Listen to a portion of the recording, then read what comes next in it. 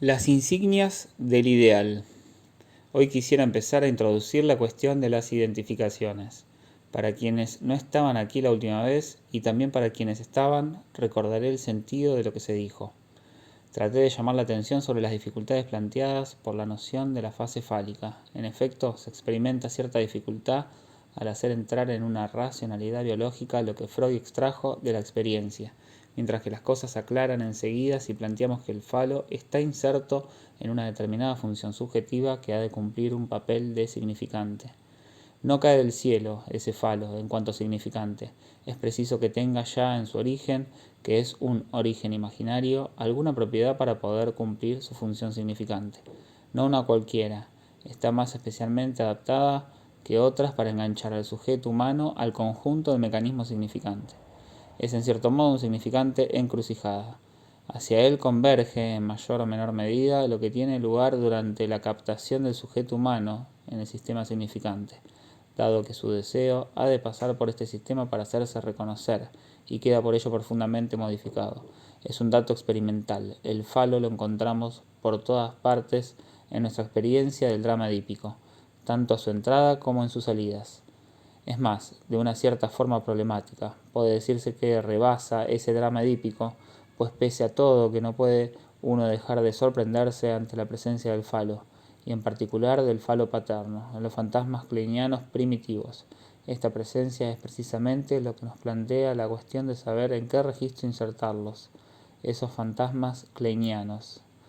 En el registro que la propia Melanie Klein nos propuso admitiendo un Edipo ultra precoz, o, por el contrario, hemos de admitir un imaginario primitivo que se deberá clasificar como preedípico, la pregunta puede quedar provisionalmente pendiente.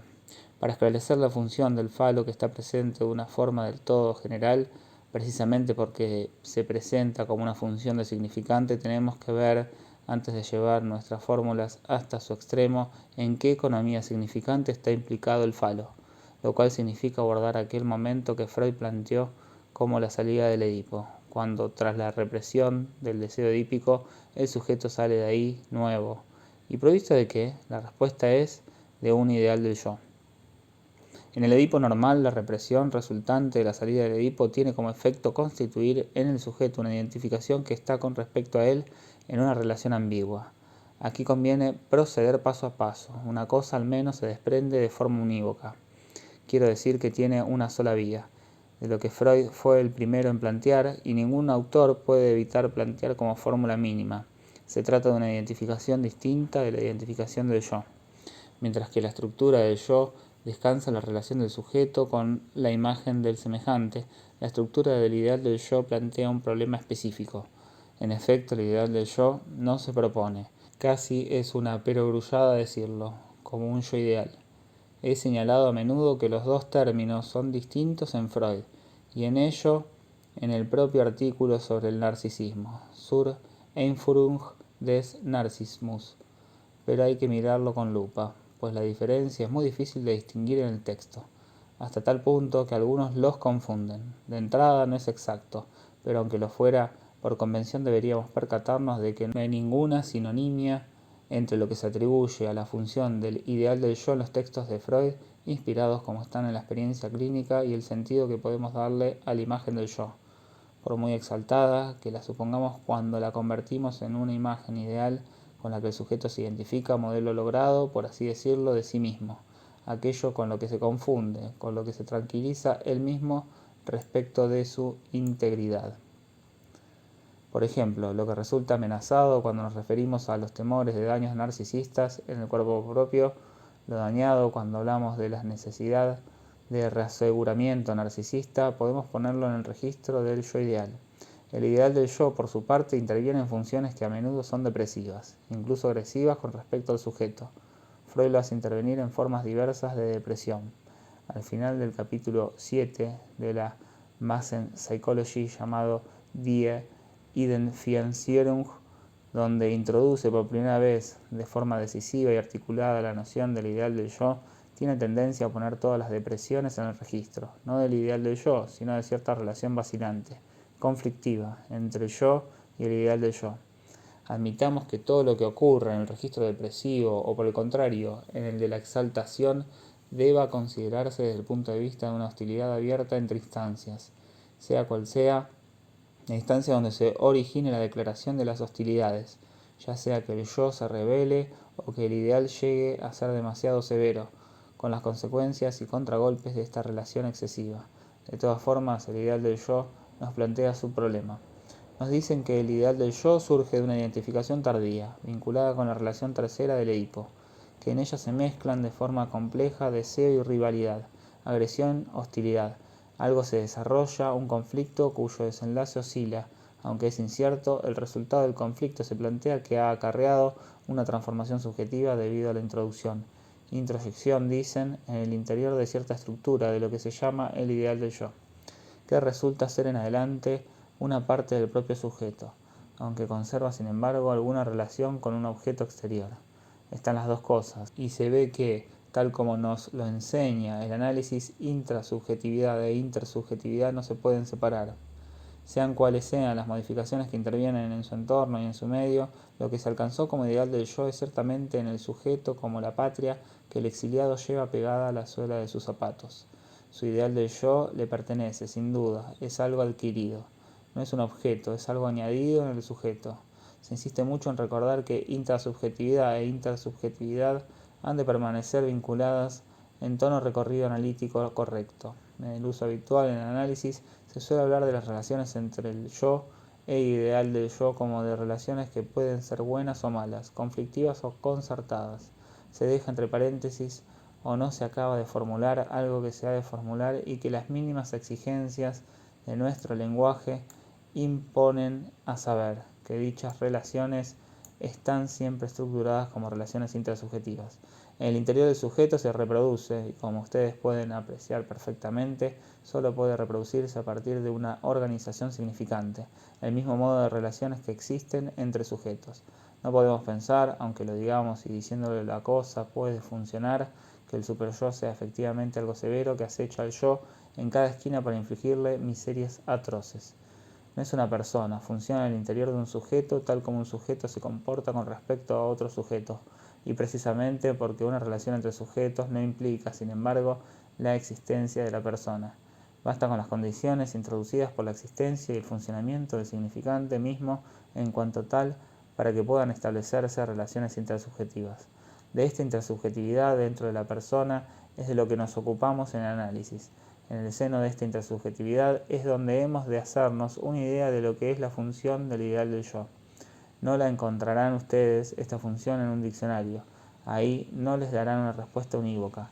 Los mayores problemas, eso es lo que encontrarán. Esta función, con toda seguridad, no se confunde con la del superyo. Aparecieron casi juntas, pero por este mismo hecho se distinguieron una de otra. Digamos que en parte se confunden, pero que el ideal del yo desempeña más una función tipificante en el deseo del sujeto, ciertamente parece estar vinculado a la asunción del tipo sexual, que está implicado en toda una economía que, dado el caso, puede ser social. Se trata de las funciones masculinas y femeninas, no simplemente en tanto que conducen el acto necesario para que de él se derive la reproducción, sino en tanto que suponen todo un mundo de relaciones entre el hombre y la mujer. ¿Qué interés tiene Capital de experiencia del análisis con respecto a este punto? El análisis nos ha permitido penetrar en una función que solo se muestra en la superficie y a través de sus resultados. Lo ha hecho mediante casos en los que el resultado es fallido, siguiendo en esto el método bien conocido llamado psicopatológico, consistente en descomponer, desarticular una función, atrapándola allí donde se ha encontrado insensiblemente modificada, desviada, y donde por este mismo hecho aquello que habitualmente se inserta con más o menos normalidad, complementado por un entorno, se pone de manifiesto con sus raíces y sus aristas. Quisiera referirme aquí a nuestra experiencia de la identificación fallida, o que suponemos parcialmente o provisionalmente fallida, de cierto tipo de sujetos con los que podemos llamar su tipo regular, satisfactorio. Tendremos que elegir un caso particular. Tomemos pues el de las mujeres en las que se reconoce lo que se ha llamado el masculinity complex, el complejo de masculinidad, que se suele articular con la existencia de la fase fálica. ¿Hay ahí algo instintivo? una especie de vicio del desarrollo instintivo, responsabilidad exclusiva de la existencia del clítoris, sería la causa de lo que se traduciría al final de la cadena en el complejo de masculinidad, ya estamos preparados para comprender que no debe ser tan simple. Si se examina todo con cuidado, en Freud no es tan simple. Él vio perfectamente que no se trataba de un puro y simple rodeo del desarrollo femenino, exigido por una anomalía de la naturaleza o por la famosa bisexualidad.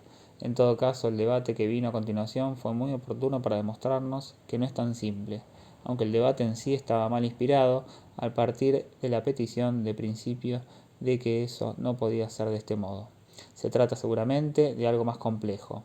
Sin embargo, no somos capaces de formular enseguida qué es, pero vemos a las claras que la vicisitud de lo que se presenta como complejo de masculinidad en la mujer nos indica ya una conexión del elemento fálico, un juego, un uso de este elemento que merece ser considerado, pues por otra parte, el uso que se le puede dar a un elemento es, a pesar de todo, adecuado para ilustrarnos qué es este elemento en su fondo.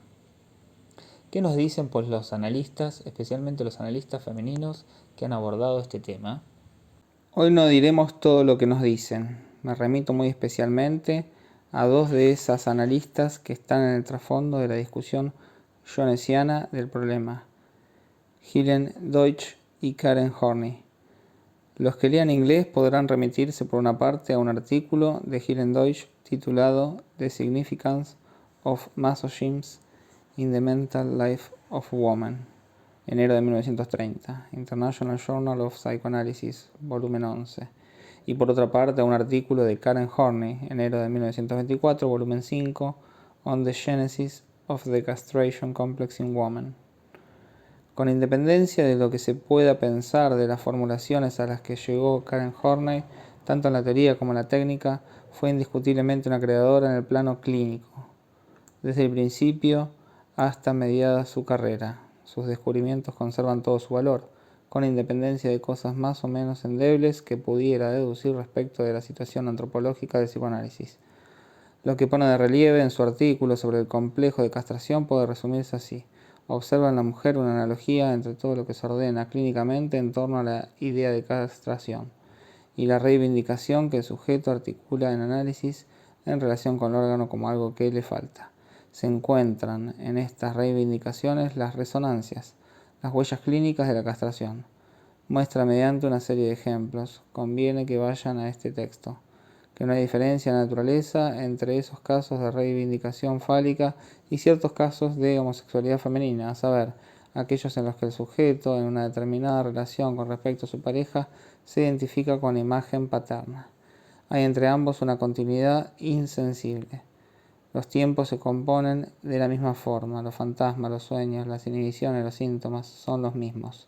Ni siquiera puede decirse, al parecer, que los primeros constituyan una forma atenuada de los otros, sino simplemente que cierta frontera se ha atravesado o no, y dicha frontera permanece a su vez incierta. El punto que Karen Horney destaca en este sentido es el siguiente.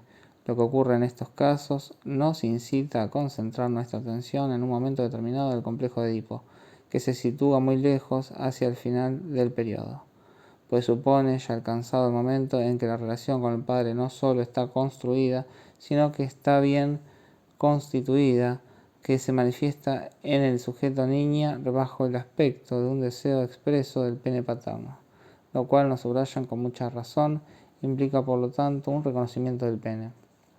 No fantasmático, no en general, no bajo esa media luz ambigua que nos lleva a preguntarnos en todo momento qué es el falo, sino claramente un reconocimiento de la realidad del pene. No estamos en el plano de la pregunta, ¿es imaginario o no lo es? Por supuesto, en su función central el falo implica esa existencia imaginaria. En diversas fases del desarrollo de esta relación el sujeto femenino puede, contra viento y marea, sostener que lo posee, aun sabiendo muy bien que no lo posee. Lo posee simplemente en cuanto a imagen, ya sea porque lo ha tenido, ya sea porque deba tenerlo, como ocurre con frecuencia, pero aquí nos dicen se trata de otra cosa. Se trata de un pene captado, en cuanto real y esperado a este título. No podría plantear esto si no les hubiera modulado ya en 3 tiempos el complejo de Edipo, haciéndoles observar que en cada uno de esos 3 tiempos se producen formas diversas El padre como poseedor del pene real interviene en el tercer tiempo. Se lo dije especialmente para el niño. He aquí ahora las cosas perfectamente situadas en la niña. ¿Qué ocurre de acuerdo con lo que nos dicen? Nos dicen que en los casos en cuestión de la privación de lo esperado resultará un fenómeno que no se inventa Karen Horney y que interviene constantemente en el texto de Freud. El viraje, la mutación por la que se transforma en identificación lo que era amor. La identificación con el padre que se produce entonces se articula como un problema, incluso un misterio. El propio Freud subraya que la transformación del amor en identificación, posibilidad que se manifiesta aquí por excelencia, no se da sola. Sin embargo, la admitimos en este momento y en primer lugar porque la constatamos. Se trata de articular qué papel juega, es decir, de dar una fórmula que permita concebir qué es dicha identificación en cuanto vinculada con un momento de privación. Quisiera tratar de darles algunas fórmulas, porque considero que son útiles para distinguir qué es esto de lo que no lo es. Si introduzco ese elemento esencial de articulación significante, no es por placer, por así decirlo, ni por el simple gusto de aclararnos con las palabras, es para que nos hagamos de las palabras un uso del tipo tomar la gimnasia por la magnesia. No tomemos cosas insuficientemente articuladas por cosas suficientemente esclarecedoras. Articulándolas bien es como podremos valorar efectivamente lo que ocurre y distinguir lo que ocurre en un caso de lo que ocurre en otro. ¿Qué ocurre cuando el sujeto femenino ha adoptado cierta posición de identificación con el padre? La situación, si ustedes quieren, es la siguiente. Ahí tenemos al padre. Por parte de la niña se esperaba algo y el resultado singular paradójico es que desde cierta perspectiva y en cierto modo la niña se convierte en ese padre. No se convierte realmente en el padre, por supuesto. Se convierte en el padre en cuanto ideal del yo. Una mujer en este caso puede decir verdaderamente de la forma más abierta, basta con escucharla, toso como mi padre. Se trata ciertamente de una identificación. Tratemos de ver paso a paso la economía de la transformación. Con todo, la niña no se transforma en hombre. De esta identificación encontramos signos, estigmas, que se expresan en parte, que pueden ser advertidos por el sujeto y de lo que puede jactarse hasta cierto punto. ¿Qué es eso? No hay duda, son elementos significantes. Si una mujer dice toso como mi padre, o me abro paso con la barriga, o con el cuerpo como él, esos son elementos significantes. Más exactamente, para distinguir bien de qué se trata, los nombraremos con un término especial, porque no son significantes puestos en juego en una cadena significante. Los llamaremos las insignias del padre. La actitud psicológica muestra esto en la superficie, para llamar las cosas por su nombre. El sujeto se presenta bajo la máscara de las insignias de la masculinidad. Se las pone encima de lo que todo sujeto tiene, propiamente de indiferenciado. Aquí tal vez conviene, con esa lentitud que siempre debe protegernos del error, plantearse la cuestión de saber qué ocurre en este trámite con el deseo. ¿Cómo empezó todo esto? El deseo, después de todo, no era un deseo viril. ¿Qué le ocurre cuando el sujeto toma las insignias del padre? ¿Ante quién se hace uso de estas insignias? La experiencia nos lo muestra ante lo que ocupa el lugar que ocupaba en la primitiva evolución del complejo de Edipo, la madre. A partir del momento en que el sujeto se reviste con las insignias de aquello con lo que está identificado y se transforma en la dirección de un paso al estado de significante, al estado de insignia, el deseo que entonces entra en juego ya no es el mismo. ¿De qué se trataba? En este punto al que habíamos llegado en el complejo de Edipo y en vista de lo que se esperaba en la relación con el padre, podemos suponer que era un deseo apasionado, una llamada propiamente femenina, extremadamente cercana a una posición genital pasiva. Está muy claro que el deseo que está presente después de la transformación ya no es el mismo.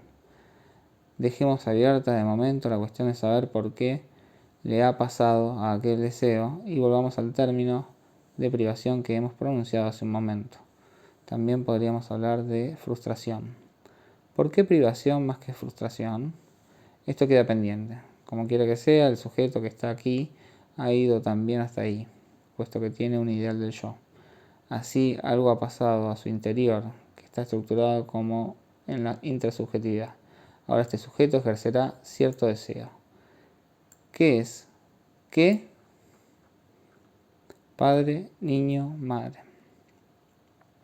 En este esquema aparecen las relaciones del padre con la madre. Ahora bien, está claro que lo que encontramos en el análisis de un sujeto como este, cuando lo analizamos, no es la duplicación, la reproducción de lo que ocurría entre el padre y la madre, por toda clase de razones, aunque solo fuese porque el sujeto únicamente accede a ello de forma imperfecta.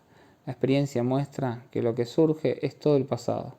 Son las vicisitudes de las relaciones extremadamente complejas que precisamente modularon desde el origen las relaciones del niño con la madre. Es decir, las frustraciones, las decepciones relacionadas con los contratiempos que por fuerza existen, los incidentes con la relación extremadamente compleja que suponen, donde intervienen con un énfasis muy particular las relaciones agresivas en su forma más original, así como las relaciones de rivalidad y la incidencia constatada, por ejemplo, de la aparición de elementos ajenos al trío, a saber, los hermanos o hermanas que han podido intervenir más o menos inoportunamente en la evolución del sujeto y de sus relaciones con su madre. Todo eso produce efectos, y encontramos su huella y su reflejo, que atempera o refuerza lo que entonces se presentará como reivindicación de las insignias de la masculinidad. Todo ello se proyectará en las relaciones del joven sujeto con su objeto. En adelante estas relaciones serán gobernadas desde ese punto de la identificación donde el sujeto reviste las insignias de aquello con lo que ya se ha identificado, que desempeña en él la función del ideal del yo. Por supuesto, lo que les describo es una forma de imaginar los lugares en cuestión, pero ello supone evidentemente, si quieren entenderlo, añadir una especie de ida y venida. Esas insignias el sujeto se las lleva consigo tras este movimiento de oscilación y se encuentra constituido de una forma nueva y con un nuevo deseo. ¿Qué supone el mecanismo de esta transformación? Han de distinguirse tres tiempos. Al principio está el sujeto y otro término, que para él tiene valor libidinal. Luego hay un tercer término, con el que el sujeto está en relación distinta, que requiere que haya intervenido. En el pasado de la relación con este término, aquel elemento radical diferenciador que es la competencia. Finalmente se produce un intercambio. Lo que era objeto de la relación libidinal se convierte en otra cosa. Se transforma en función significante para el sujeto y su deseo pasa a otro plano, el plano del deseo establecido con el tercer término. En la operación, este otro deseo sustituye al deseo primero, que queda reprimido y resulta transformado en su mismo fondo. He aquí que constituye el proceso de la identificación. Primero tiene que darse el elemento libidinal que señala cierto objeto como objeto. Este objeto se convierte para el sujeto en un significante, que ocupa el lugar llamado en adelante ideal del yo. El deseo, por otra parte, sufre una sustitución. Otro deseo ocupa su lugar. Este otro deseo no viene de la nada, no es nada. Existía antes, estaba relacionado con el tercer término y acaba transformado. Este es el esquema que les ruego retengan, porque es el esquema mínimo de todo proceso de identificación en sentido propio. La identificación a nivel secundario como fundamento del ideal del yo. Nunca falta ninguno de estos tres términos. El intercambio de lugares resulta de la transformación ocurrida en el sujeto de un objeto en un significante. Es la identificación que encontramos en la base de lo que constituye un ideal del yo. Ello va siempre acompañado, además, de lo que podemos llamar una transferencia del deseo. Otro deseo surge, por otra parte, de la relación con un tercer término que no tiene nada que ver con la relación libidinal primera, y este deseo viene a sustituir al primero, pero en y por esta sustitución queda él mismo transformado. Esto es del todo esencial. Todavía podemos explicarlo de otra manera, volviendo a nuestro esquema en la forma en que ahora lo presentamos. El niño, en su primera relación con el objeto primordial, esta es la fórmula general, se encuentra en la posición simétrica de la del padre, entra en rivalidad con él, y por el contrario, se sitúa con respecto a la relación primitiva con el objeto en un punto X, señalado con el signo phi. Ahí se convierte en algo que puede revestir las insignias de aquello con lo que había entrado en rivalidad. Y así es como recupera luego su lugar donde ha de estar, es decir, en N, en oposición al punto X donde todo esto ha ocurrido, para constituirse bajo esa nueva forma llamada I, ideal del yo, conservando algo de este paso en la forma más general. Aquí ya no se trata, como bien pueden ver ustedes, ni de padre ni de madre. Se trata de relaciones con el objeto. La madre es el objeto primitivo, el objeto por excelencia. Lo que le queda al sujeto de esta ida y venida que, con respecto al objeto, le ha hecho entrar en rivalidad con un tercer término. Es algo que se caracteriza por lo que podemos llamar el factor común resultante en el psiquismo humano de la existencia de los significantes, en la medida en que los hombres tienen que ver con el mundo del significante. Son los significantes los que constituyen el desfiladero por donde ha de pasar su deseo. Por esta razón, esta ida y venida implica siempre el factor común del significante en el deseo. Lo que lo significa lo hace de él necesariamente un deseo significado. Este factor común es, precisamente, el falo. El falo siempre forma parte de él. Es el mínimo común denominador de este factor común. Por eso lo encontramos siempre presente en todos los casos. Trátese del hombre o de la mujer. Por eso ponemos aquí, en este punto, X. El falo, phi minúscula. El falo es tercero en lo que constituye, aquí, la relación imaginaria del sujeto consigo mismo. MI, constituida siempre de forma más o menos frágil. Es la identificación primitiva, siempre, en efecto, más o menos ideal, del yo con una imagen siempre más o menos controvertida. Esto no tiene nada que ver con la relación de fondo que el sujeto mantiene con aquello a lo que ha dirigido sus demandas, es decir, el objeto. En esta ida y venida, el ideal del yo y se constituye siempre en oposición al punto virtual donde se produce la competencia, contest, del tercer término, aquí P, y en oposición al factor común metonímico que es el falo, que está en todas partes. Por supuesto, lo que ocurre en el ideal del yo consiste en tenerlo mínimamente, ese factor común. El ideal está compuesto de una forma que no lo deja ver, o solo lo deja ver como algo que se nos ocurre siempre entre los dedos. De todas formas, corre por el fondo de toda clase de asunción significante. Dense cuenta de que en todos los casos el significante muerde en el significado. El ideal del yo se constituye en relación con el tercer término, el padre, e implica siempre el falo, únicamente en la medida en que este falo es el factor común, el factor central de la instancia del significante. Karen Horney nos mostró la continuidad entre el complejo de castración y la homosexualidad femenina. ¿Qué nos dice una Helen Deutsch? Nos habla de otra cosa. También nos dice que la fase fálica desempeña el papel que dice Freud, con la salvedad de que lo importante es ver cómo va cambiando luego, o sea, la adopción por parte de la niña de la posición masoquista constitutiva, dice ella, de la posición femenina, en la medida en que a la niña le está prohibido el goce clitoridiano. Encontrará su satisfacción en una posición que ya no será únicamente pasiva, sino una posición de goce basada en esta misma privación que se le impone del goce clitoridiano.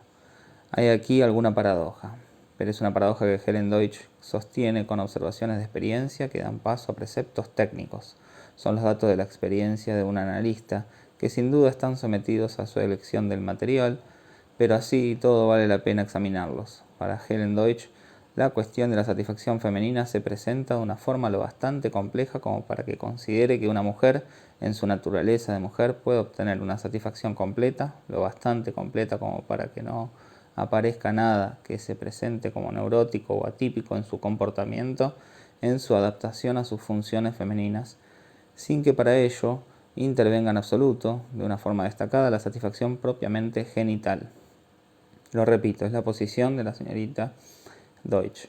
Para ella, la satisfacción de la posición femenina puede realizarse por completo en la relación maternal, en todas las etapas de la función de reproducción, a saber, en las satisfacciones propias del estado de gestación, en el amamantamiento y en el mantenimiento de la posición materna.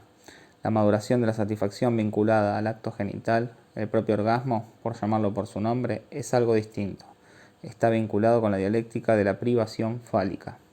Así Helen Deutsch encontró en sujetos más o menos implicados en la dialéctica fálica y que se presentan cierto grado de identificación masculina un equilibrio por fuerza conflictivo y por lo tanto precario de su personalidad, constituida sobre esta base. Reducir excesivamente esta relación compleja, llevar demasiado lejos el avance del análisis, tendería a frustrar a un sujeto semejante de lo que hasta ahora habría realizado más o menos felizmente del goce en el plano genital. Este tipo de caso puede reclamar, según ella, la indicación de dejarle al sujeto el pene de sus identificaciones, más o menos logradas, porque al menos puede contar con ellas. Descomponer, analizar, reducir esas identificaciones sería correr el riesgo de dejar al sujeto en posición de pérdida con respecto a lo que la cura revela como el fondo del goce conquistado antes del análisis. Lo conseguido en el plano del goce genital estaría vinculado con el pasado del sujeto en relación con sus identificaciones. Si el goce, en efecto, consiste en la frustración masoquista que supone la posición conquistada, requiere al mismo tiempo el mantenimiento de la posición desde donde esta frustración se puede ejercer. Dicho de otra manera, en otras condiciones, la reducción de las identificaciones propiamente masculinas puede amenazar lo que el sujeto ha conquistado en el plano del goce en la propia dialéctica de dichas identificaciones. Todo esto vale lo que vale. La cuestión para nosotros aquí es simplemente que esto se haya podido plantear, y por parte de un analista que no carece en absoluto de experiencia y se manifiesta sin duda, aunque solo fuese por sus reflexiones, como alguien que piensa en su oficio y en las consecuencias de lo que hace. Por eso y solo por eso merece que lo mantengamos dentro de la discusión. Para resumir la posición de la señora Deutsch en las relaciones interhumanas, no digo que el acto genital se presente de la misma forma en los petirrojos o en las mantis religiosas. En la especie humana, el centro de gravedad de la posición femenina, su elemento principal de satisfacción, se encontraría más allá de la relación genital propiamente dicha. Todo lo que puede encontrar la mujer en la relación genital estaría vinculado con una dialéctica cuya intervención aquí no debería sorprendernos. ¿Qué quiere decir esto? Quiere decir, en primer lugar, la importancia extrema de lo que llaman el placer preliminar, que se manifiesta también en la posición del hombre con respecto al acto en general, tal vez para acentuarse más simplemente en la mujer. Estos son los materiales libidinales que han de ser objeto de interrogación, pero a su vez solo intervienen efectivamente a partir de su captación en la historia del sujeto, en una dialéctica significante que implica la intrusión de la identificación posible con el tercer objeto, en este caso, el padre. De esta forma, la reivindicación fálica, así como la identificación con el padre complicada por la relación de la mujer con su objeto, sería tan solo la elaboración significante del placer preliminar del que se toman prestadas las satisfacciones que tienen lugar en el acto genital. El propio orgasmo, en cuanto identificado con el momento del acto, plantea en efecto en la mujer un problema que merece ser planteado, dado lo que sabemos fisiológicamente sobre la ausencia de una organización nerviosa hecha directamente para provocar la voluptuosidad en la vagina. Esto nos lleva a tratar de formular la relación del ideal del yo con cierto avatar del deseo, de la forma siguiente. Tanto en el niño como en la niña tenemos en un momento dado una relación con un determinado objeto ya constituido en su realidad de objeto, y este objeto se convierte en el ideal del yo por sus insignias. Porque el deseo del que se trata en esta relación con el objeto ha sido llamado en esta ocasión privación, porque su característica no es, como dicen, que concierna a un objeto real. Por supuesto, cuando el padre interviene en la evolución de la niña, es el primer ejemplo que he dado. Es preciso, en efecto, que sea un ser lo bastante real en su constitución fisiológica como para que el falo haya pasado a un estadio de evolución que va más allá de la función puramente imaginaria, que puede conservar por mucho tiempo en el penisneid. Esto es indudable, pero lo que constituye la privación del deseo no es que apunte a algo real, sino a algo que puede ser pedido. No puede instaurarse dialéctica de privación hablando con propiedad, salvo a propósito de algo que el sujeto puede simbolizar. Si se produce lo que ocurre en el nivel de la identificación de la que se trata hoy, es en la medida en que el pene paterno puede ser simbolizado y pedido. Esto es completamente distinto de lo que interviene en la prohibición del goce fálico. El goce clitoridiano, por llamarlo por su nombre, puede ser prohibido en un momento dado de la evolución. Lo que está prohibido arroja de nuevo al sujeto a una situación en la que ya no encuentra nada adecuado para significarlo. De ahí su carácter doloroso, y si el yo se encuentra en esta posición de rechazado por parte del ideal del yo, por ejemplo, se establece el estado melancólico. Volveremos a hablar de la naturaleza de este rechazo, pero entiendan de entrada que eso es a lo que me refiero, se puede relacionar con el término alemán que he puesto en relación en nuestro vocabulario con el rechazo, a saber, la Verwerfung. En la medida en que por parte del ideal del yo, el propio sujeto en su realidad viviente puede estar en una posición de exclusión de toda significación posible, se establece el estado depresivo propiamente dicho. De lo que se trata en la formación del ideal del yo es de un proceso completamente opuesto. El objeto debe hacer frente a lo que hemos llamado privación en tanto que se trata de un deseo negativo. Es un objeto que puede ser pedido, es en el plano de la demanda donde el sujeto ve rehusado su deseo. El vínculo entre el deseo en cuanto deseo rehusado y el objeto, esto es lo que se encuentra en el punto de partida de la constitución del objeto como cierto significante que ocupa cierto lugar. Sustituye al sujeto y se convierte en una metáfora del sujeto. Esto se produce en la identificación con el objeto del deseo en el caso en que la niña se identifica con su padre.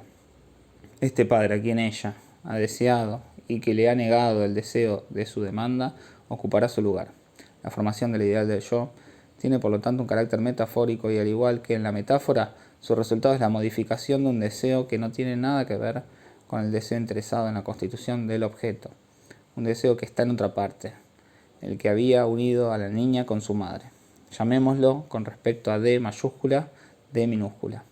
Toda la aventura anterior de la niña con su madre viene a ocupar un lugar aquí en la cuestión y sufre las consecuencias de esta metáfora, a la que queda vinculado el deseo. Aquí tenemos otra vez la fórmula de la metáfora que les he dado anteriormente. De ello resulta un cambio de significación en las relaciones establecidas hasta entonces en la historia del sujeto.